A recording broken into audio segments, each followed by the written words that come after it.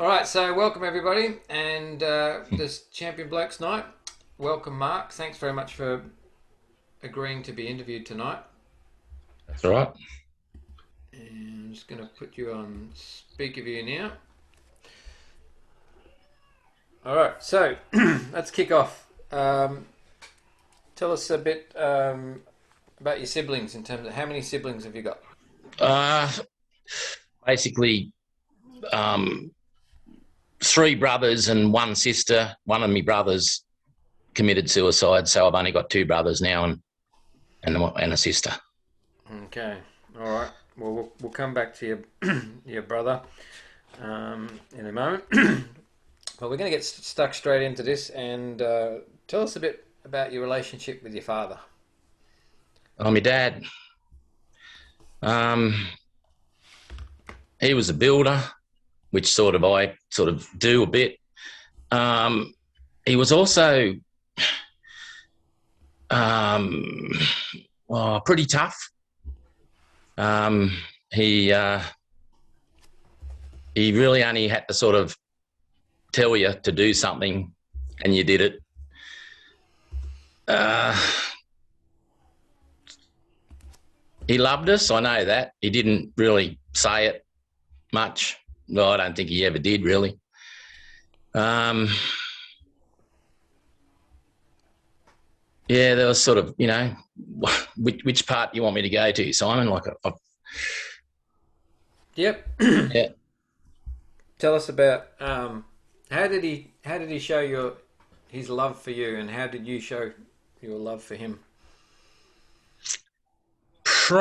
Earlier on in the piece, yeah, he was just my dad, sort of like, and you loved your dad, as you know, you did. And yeah, just the we had greyhounds, I know that, and like that was every weekend. Sort of, we were off to the dogs, so that was pretty much your life when we were kids. Um,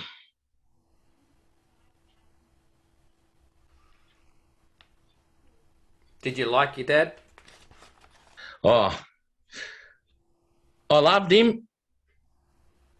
I liked him, but I start in earlier on in the piece. I started to hate my dad because he sort of didn't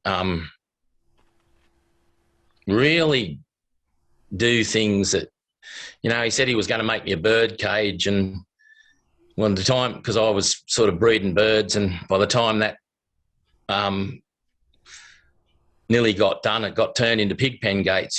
Sort of. There was a lot of letdowns that sort of Dad had done,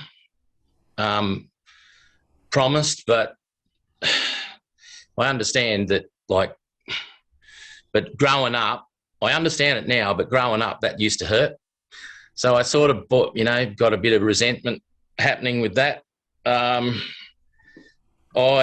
wanted to be a vet at one stage in my life, and I sort of got to the marks for that to go to uni in a trial, and sort of come home and said to me, Dad, well, I've got the marks, I can go to, learn to be a vet. And he basically said, well, who's going to send you? Because Dad really didn't believe in school and uni and all that sort of stuff. So that was basically, I did try a bit later on, but realistically, it just wasn't meant to be anyway. So, but things like that, and we'd always have blues, and he'd never listen to me and stuff like that. So I built up a hatred sort of towards my dad, which, as I found out when I become a Christian, was where I was because of my choices, I suppose.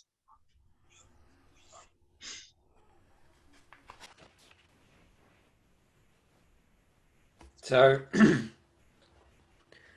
you got to a certain point though with your dad though, and tell us about forgiveness. Oh, right, yeah. Well, we, like I said, we were only talking about it. Went on an Emmaus walk, and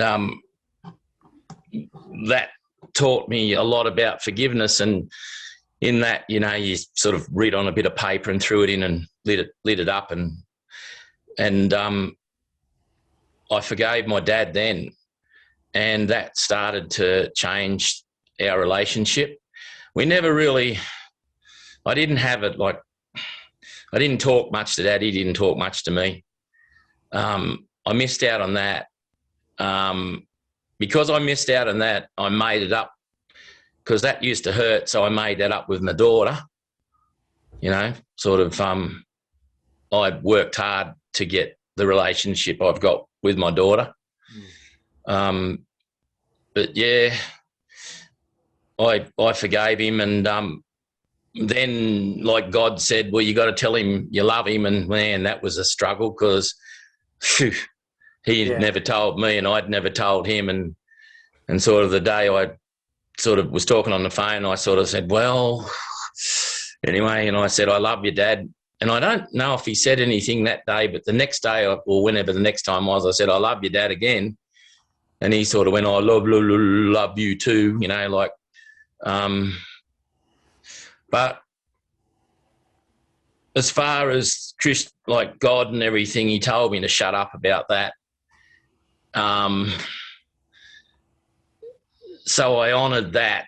That was as hard knowing where he was, because I don't know if you blokes know about like masonry and stuff like that, but my family was, well, my dad and my grandfather were in the Masons, and I got told by the pastor at the church that I was going to that certain things about masonry and where it is, and I also got told not to tell my father, but I did.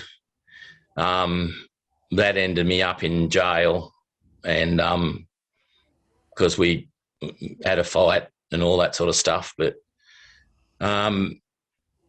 yeah, that was, I think I'm divorced. My brother's, well, he's not really married, one of them. The other one's shot himself.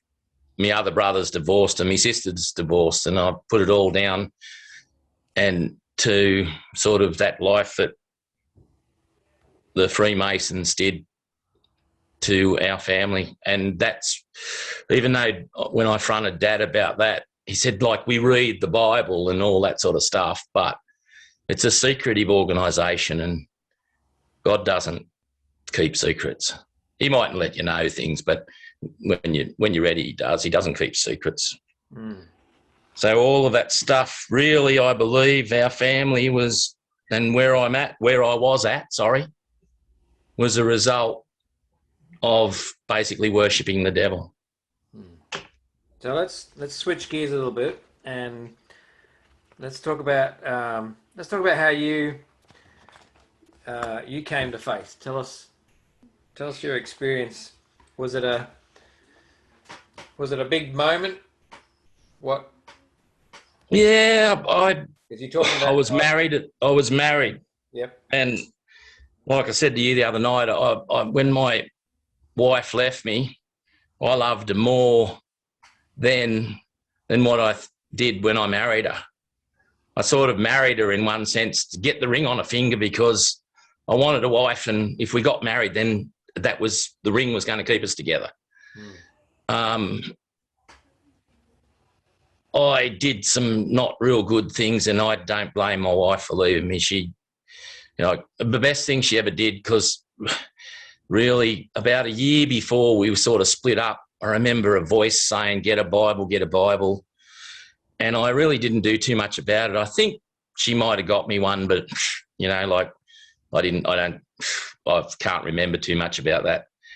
But I know when she left me, that voice come back again, and it was same thing, get a Bible. And I was christened Church of England, and so I went down to see the head honcho down there and say, like, what kind of Bible should I get? I didn't know much about Bibles. And he said, well, they're all pretty good. He said, the Good News is a pretty good one. I said, does it come in large print? Because, you know, glasses. Yep. So I got a Bible and I started reading that. And then I was sitting on the back veranda and my ex-mother-in-law was there. I don't know for what, I don't know how that happened, but anyway, she was there. And I said, I've got my Bible, you know, like, and I'm reading that. And she said, oh, you'll need to go to church. And I went, oh, no, I've got my Bible. She'll be right. But a little bit later after that, and it wasn't that, it was sort of just went, I started reading the Bible and it was like, yeah, that's good. I can manage that and I can understand this, but what's this mean and what's that mean? So I thought I need to go learn a bit more about stuff. And me being a tight ass sort of a bloke, the cheapest way was to go to university, but a church was like a university. Yep. Because they should know about God at church, shouldn't they? Well, you'd hope so. So I ended up in church. I actually asked one of the friends here, like, God, when that happened, when my wife split up, there were people in my life that were like God brotherers, you know, that I knew, but they got put around me at that time, like really put around me. And I asked one of them to take me to church, and you should have seen the smile on his face because, like, he was going to, you know, they're going to have a party up in heaven because there was a new champion son of the king coming up, you know. Yep. So, yeah, that's sort of basically, you know, how I ended up in church. Yep. And that kickstarted the beginning of your relationship with God, and we'll come back to that a little bit. But what I'd like to do is just talk about your dad, and you were telling me about when he was on his deathbed. Tell me about what happened there. Yeah, well, like I said before, I honoured my father and sort of not really speaking about God, but I prayed for him, and it was that hurt because for the next 10 years or more, I'm going, yeah, but you could have this life of freedom, you know, like, and anyway, I shut up. But when Dad was dying, the day before he died, and I got to sit down with my father and say and ask him to accept Jesus as his Lord and Saviour. So I know that I'll see him again. And that was like, he died Good Friday, and like I was saying to you, on the Thursday night, I went down to the local S&C club because they have the meat draw, fish draw, and all that sort of stuff. And I drew the lucky door prize. It was about $1,700, and I went, oh, thanks, Lord. Your dad got blessed, and you got blessed in return. Lots of fold, by lots. No, it was just, anyway. It was just something that happened, and it was just, yeah, it was really cool. Fantastic. How good was that then to be able to hear your dad accept Jesus into his life just before he died?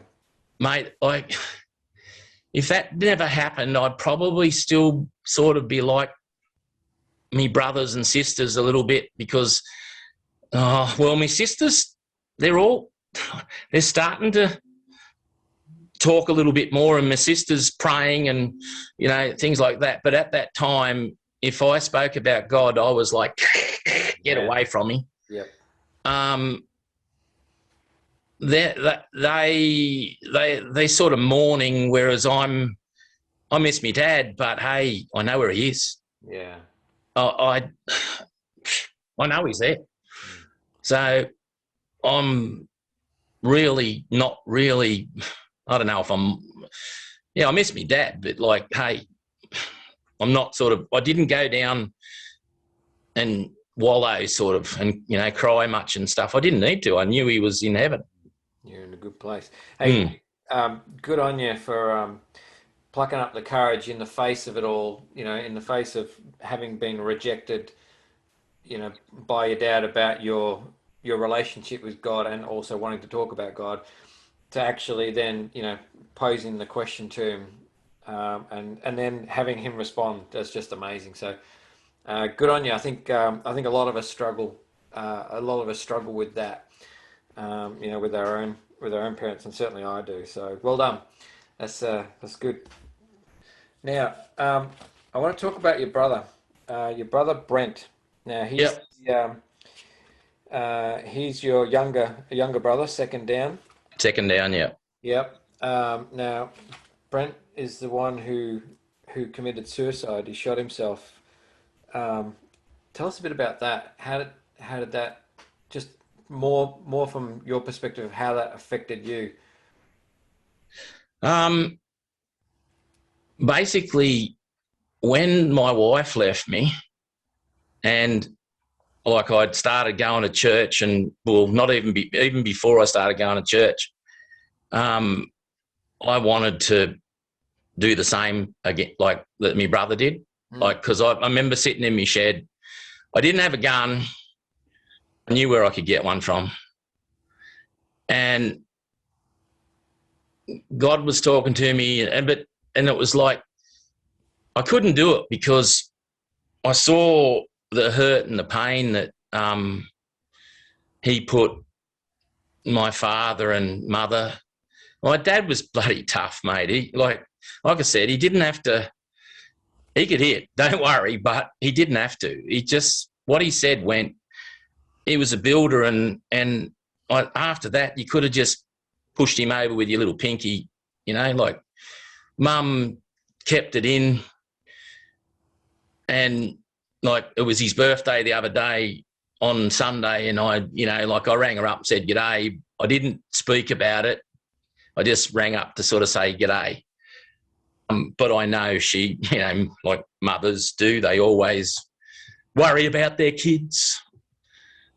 So that's God used that sort of to give me strength not to end my life, I suppose. Mm. Yep. What about when he did die? What were you like? What was going through your When my mind? brother shot himself, Yeah. oh, mate, back then, honest, I had a girlfriend. I was in love. I was young. Yeah, you sort of went to the funeral. Death wasn't, when you're young, death doesn't really mean too much to you. Like you're sort of invincible anyway. It hurt. There might be a part in me head that possibly that I'm not remembering, but yeah, it was just one of those things.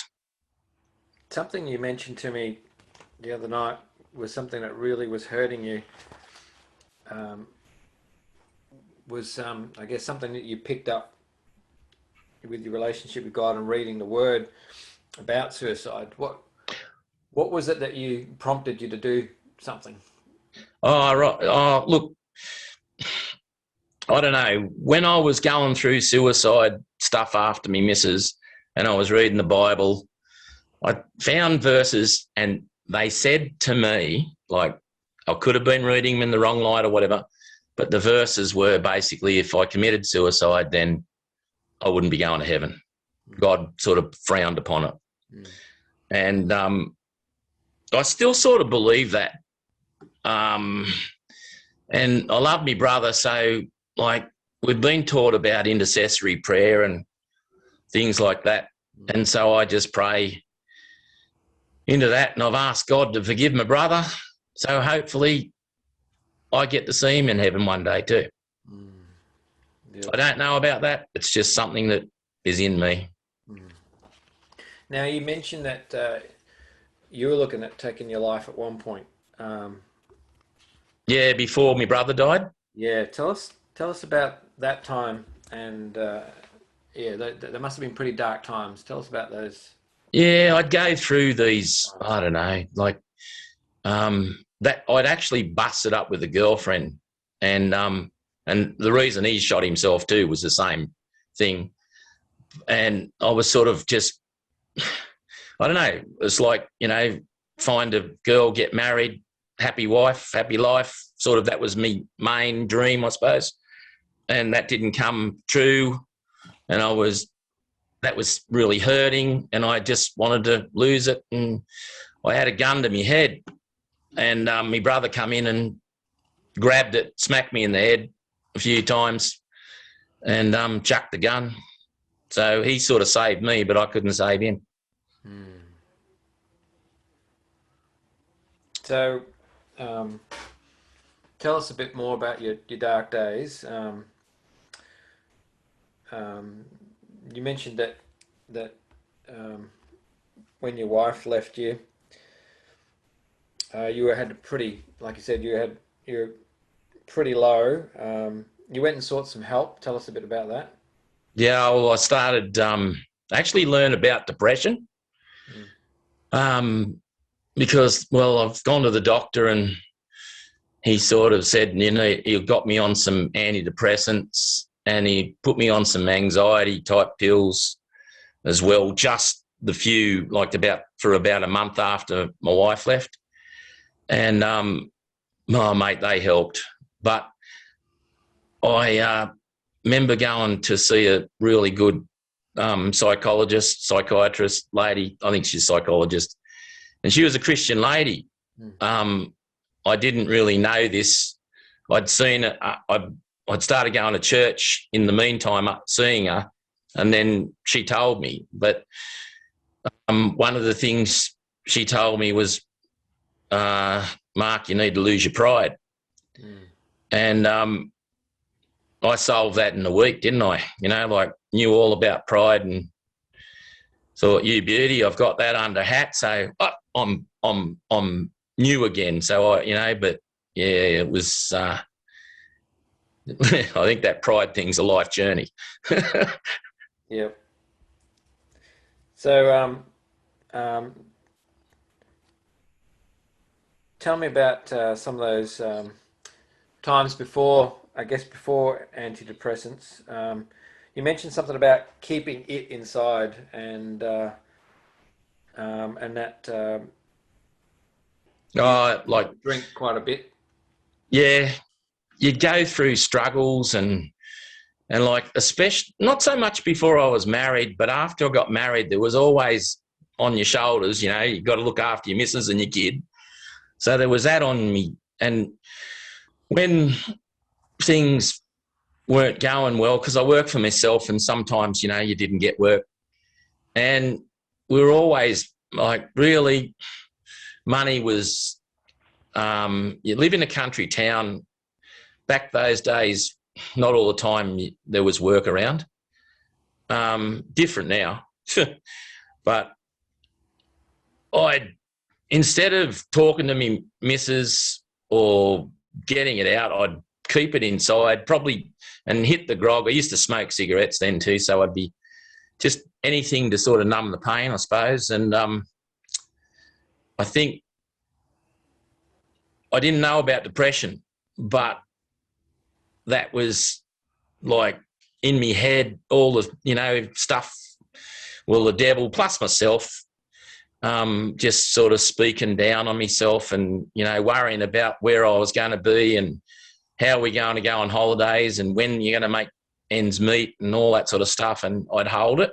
Let's just touch on that, because so you I asked you the other night what it was that you kept inside, and I think you mentioned things like debt. Yeah. What other things were there that you were keeping inside? I think you. Yeah, I think it's more the sense that I was worthless. You know, like, because it was my responsibility to look after me missus and my kid. You know, that's the way we sort of got brought up, and Dad did a pretty good job of it. You know, like, but then again, I don't know what went through his head either. You know, like I remember when I went to the doctor, and remember I said, like, when I come home and I was living with back with my parents after we got separated, and I got on antidepressants, and my old man sort of just said, well, I don't know, you know, like, why you need those things. I've never been on them all my life and blah, blah, blah. The more I've found out about depression, there's sort of like, there's two sides of it. You can be out there or you can go to the garden and eat worms. Yep. And Dad was the type of bloke that was out there. So when he was depressed, he'd take it out on the people around him that he loved, mainly mum, but us kids got involved in it as well, to make himself feel big again. And like, that's another reason sort of why I hated my old man, you know, like, just he didn't know about depression either. Mm. And the funny thing about it, like I was saying to you, I wasn't talking about God and all this sort of stuff, and I only found it out probably about 6 months before he died. But Dad couldn't. He was pretty much lounge. Like, he couldn't go out and do the stuff he wanted to do. He couldn't walk real good. He was crippled over. He went on antidepressants. Mm. And I just went, man, like, here he was telling me that I was a useless bugger for, like, going on antidepressants, and he went on them a bit later, you know? Yeah. And then that hurt too, because I went, oh, if he just knew the Lord, you could have that. He wasn't free. Yeah. Yeah, you could see that he was just lacking that freedom, which you said earlier that you were trying to tell him about. But tell us about your mum. How did your mum react to you needing to take this medication? Oh, she said, Mark, you need to promise me. She made me promise her that I would not go off antidepressants until the doctor told me I could. Mm. And I remember, and so that was my main meditation, really. I was taking drugs. Mate, I've done drugs and all that stuff. Like, I don't really want to take them anymore, like, you know, and even prescription ones. And my main mission was to cure me of depression. Mm. And so God was going to do that. And God started, like he says, you know, be transformed by the renewing of your mind. So all of that stuff that the devil puts in, and myself, because it's not only just the devil, it's the way I look at things as well. I started putting God's truth to it. And so after about 6 months, I thought, you beauty, I've got it worked out. You know, I can handle this depression. Mm. I also went off the grog. So that also went, and I was walking. So I was sort of keeping a bit of exercise, you know. I was working, but I was walking. And when I went to see the doctor, after about 6 months, the doctor I said, I think I'm ready to get off the antidepressants. And because I promised Mum, you know, I was just going to stop. Anyway, the doctor changed the subject, and I thought, righto, I promised me Mum I've got to keep going. So about a year later, you know, like, went to the doctor again, and I said, I think I'm ready to get off the antidepressants. And he changed the subject again. And I went, ugh. Anyway, I couldn't get off the antidepressants, but in that time, God was still working on me, like, trying to change my thought patterns. Yeah. And anyway, finally, probably nearly 2 years, when God basically mustered, because I went to the doctor and I said, I think I'm ready to get off antidepressants. And he said, well, this is how you do it. And then I could go home to my mum and say, hey, Mum, I'm off the antidepressants. Mm. You know? Yep, you kept your promise. Yeah. Well, I don't know, we were brought up. Well, you loved your mum, you loved your dad. Yeah. Now, you still struggled with it a little bit after that, and maybe not so much in the same way as you did before. But you mentioned that you needed to get away. Yeah. Tell us about this last time that you'd had to get away, and you went away in your caravan. Just tell us why you had to do that, and then tell us a little bit about that journey. Well, to start, you know, like, the transforming of the brain and mind, that's like putting God's truths. That helps, but you've also got to have time, and you've sort of mentioned it, the defragging part.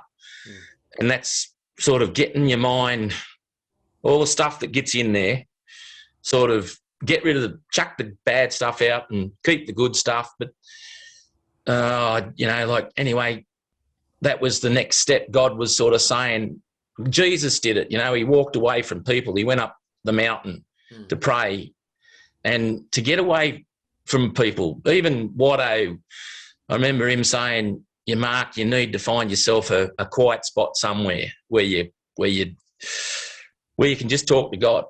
And also the church that I was going to at the time, we were doing, it was like just coming home and just talking to the Lord, sort of. And so all of that led me to an ability when I started to feel like, things were getting too much. Yep. I'd try to go away and have a holy day, have holy days with the Lord, So the last time I went was down Sussex Inlet, and I went for a month. I think I booked a month, and I stayed a little bit longer. And I was sort of asking the Lord, like, where am I meant to be? That was part of why I went there. I just didn't know, because he's taught me a lot of stuff in my journey, and some of it, more now, he's sort of saying that I've got to be a bit bolder and not just be like the little patsy sort of dude that really I was. And that's hard because sometimes you upset people. And anyway, I think it was on the way home from, it was on the way home from that holiday with the Lord. And he finally just come, like, I was on this mountain track and it was up the Clyde, and that road's just been done up, and it's really nice road. And it's still mountainy, so you're sort of going around corners and you can't really see too far in front of you. You can't really see both sides of you because there's trees coming up. Yeah. And you don't really look back because you turn into salt, don't you? But and you can't look back because there's a caravan in your rear. That's right. Yep. And that's when God said, Mark, you're on the good road. Like a lot of times you want to see what's around the corner. You want to see your life in front of you. Yep. And that was bugging me too, because I'm thinking, man, what am I meant to be doing? And really, God said, nothing. I've got it all under control, And when I come back, that got me, that cleared me mind, that got me focused. I know God's been speaking to me more and more about letting him be in control, or another brother sort of says that he needs to be in command. But to me, the same thing. Yeah. So that's where sort of the Lord's got me at the moment, I suppose. Awesome. And that's really cool. That sounded like a real turning point for you on that trip, on that road. So let's we'll look at wrapping up now. Yep. What would you like to leave with the guys? What's the last thing here? You just part of your journey here you'd like to leave with the blokes here tonight? Well, I suppose we've really discussed about depression a fair bit. It can be managed. I think there's times in your life that there are sorrows, and that's part of being who we are. I don't think you need to worry about it because it's like the footprints. He's carrying us. I just think that what I've learned, put truth in front of the devil's lies. basically go on those holidays with the Lord. Have Christian blokes around you that can pray for you. Would you think that would have made a difference to your brother? Mate, yeah. Because that, look, okay, we'll get back onto that. That's sort of, in one sense, to me, why we have Shed. And it's not like, because I believe if my brother had started going to church and met Jesus, he'd be still alive. And I found that at church, but I went, people don't want to go to church, but they might come to a barbecue. And our Shed is led by Christians. We don't preach it. But I just felt that if my brother, like, well, even today, I was going through some struggles. I knew that I could ask people to pray for me. Yeah. You know? So Shed is really, that's really important in that sense as well. And to me, on my heart, that's really why I still do it, because it might save somebody else's life. Yeah, having good blokes around you can talk to. Yeah. And ask for support for. That's awesome. Thank you so much, Mark. That's been a great great story of your journey there. We really appreciate it. It does take, it does take a lot of courage to share your journey, and you've done a fantastic job. Plenty of gold out there for the guys. I'm sure there's lots of part of your stories there that the guys are going to be able to relate to, particularly later on when we share this on YouTube for other blokes to come and watch. Thanks, Simon, for you led really good too, mate. Thanks, mate. You're a champion. Good on you. You're a champion son of the king too, Mark. So thank you so much. Thanks, guys. Hey, just give him a round of applause.